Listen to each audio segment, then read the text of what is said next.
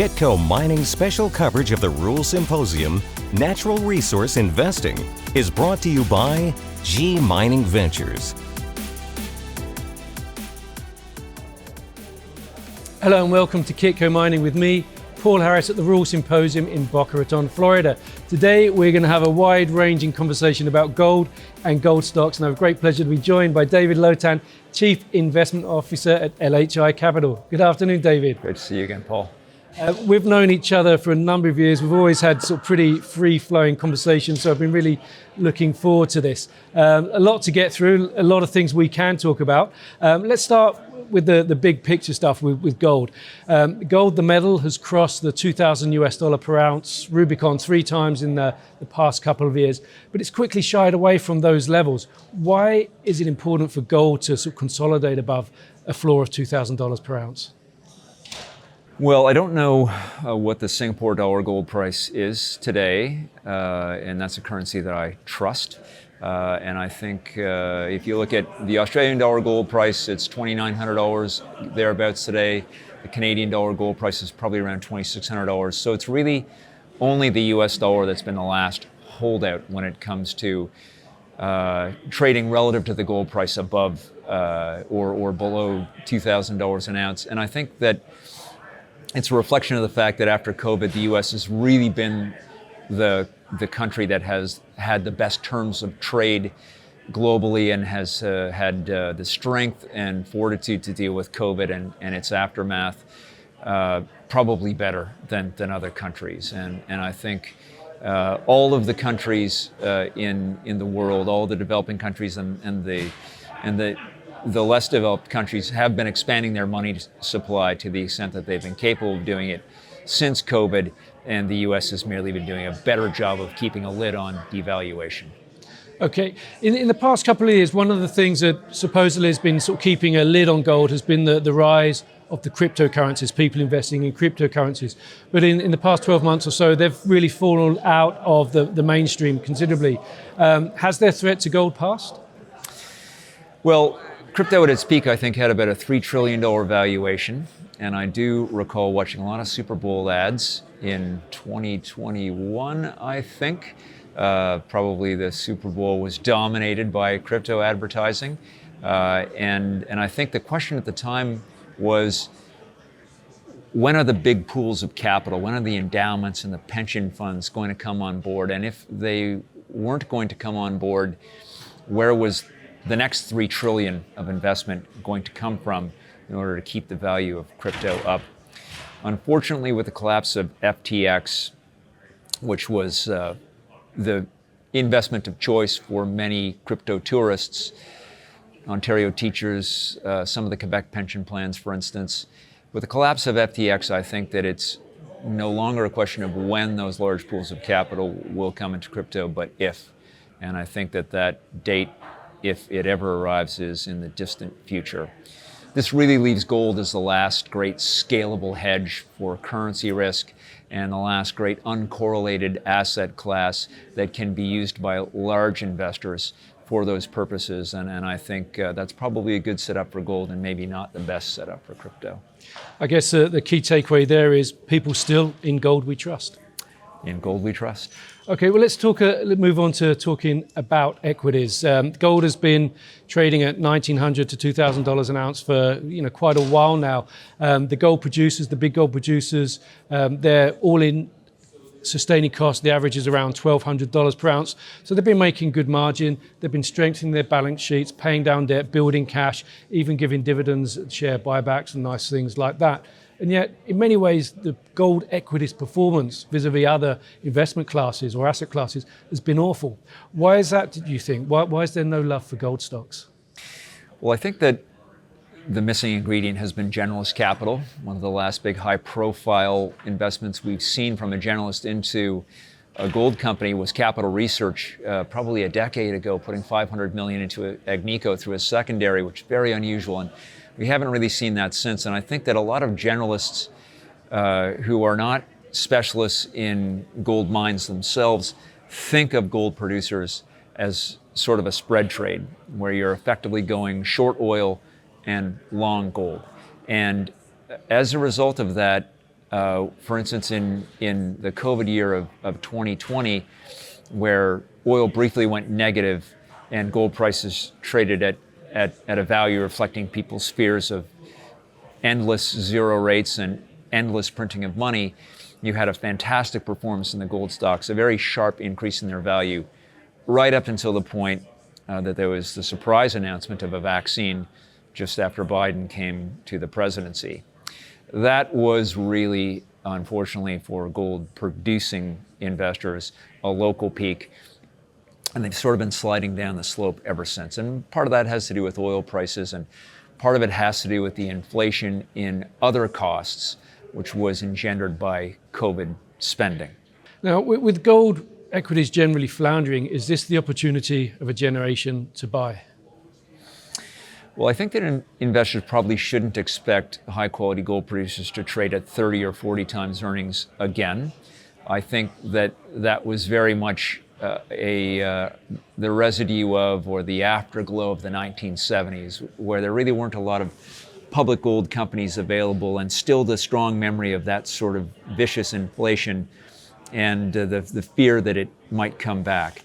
It seems now that it's likely gold producers will trade in line with the rest of the mining sector, where companies that are well run and have long life assets will trade for higher multiples, and companies that are not as well run and perhaps have shorter life assets will trade for lower multiples. Okay, that's an interesting theme you're getting into there, David, because every CEO I speak to says their stock is undervalued, and they always reference what the GDX or the GDXJ was in the past, but it seems there's perhaps been a reset, and their expectations haven't matched how the market has evolved.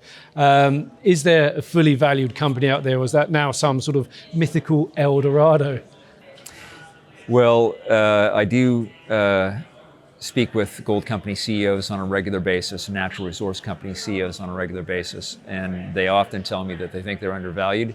And my response is usually that price is truth, at least I suppose, averaged over time. And so I think, however, cautiously speaking, that this probably is a very interesting time to invest in gold equities. And one of the reasons I think that is interest rates have been raised so rapidly by the Federal Reserve that we really haven't had a chance to see how the underlying economy will react. Of course, we saw some of these regional banks collapse, unsurprisingly, because they are the most levered commercial actors in the US economy. But there's quite a lot of commercial real estate that is starting to go bad. Quite a lot of businesses that have been bought by private equity sponsors and levered up that I think will also begin to suffer. And I think that the profitless tech companies, which have been all the rage and are currently enjoying a bit of a bounce back, I think that there'll be a rotation away from some of these things. And mining companies, gold companies will very likely be a destination for some of that investment capital. Okay. Now, it's interesting that, to greater or lesser extent, the sort of natural resource companies here and in other conferences are sort of marketing and looking to engage in people, perhaps in the same way they did 20 years ago. You've got a booth, you print out your corporate presentation, nothing's really changed since then. What would you want to see CEOs do to try and improve their valuations? Well, social media, of course, has been I guess when we look at the venture capital cycle of the early 2000s leading up till today, social media was the great advance.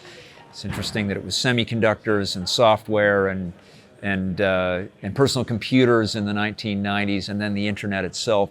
But it seems like communicating with each other and getting people excited and perhaps, I suppose, distracted has been the product of this last venture capital cycle. And crypto in particular managed to take some clever ideas by unknown venture capitalists, Satoshi Nakamoto, and known venture capitalists, all the social media fellas, and glued that together into what was probably the most incredible promotion of a profitless enterprise we may see. I'm not sure. But it would seem to me that most of these companies should be thinking about how to use some of those rails and avenues to communicate with their investors and keep in touch with them on a more regular and personal basis. Okay, and it's not just the sort of generalist investors or the retail investors that have not been investing in the space. We hear that miners say that mining is a long-term business, and yet remarkably few seem to be taking advantage of the fact that the juniors, those with the new deposits, are trading at relatively low values. Why aren't the producers buying more juniors? Well, I think, and we talked a little bit about this on stage earlier, we did have sort of a normal market for M&A after things began to recover in 2015, 2016. And then in September of 2018, Barrick and Randgold merged, and it began the era of these mega mergers between producers aimed more at synergies and economies of scale. And while we keep thinking that each mega merger is the last, and certainly when Newmont took over Goldcorp, and then eventually you had Kirkland Lake and Agnico merging, it sort of seemed like we had run out of steam on that.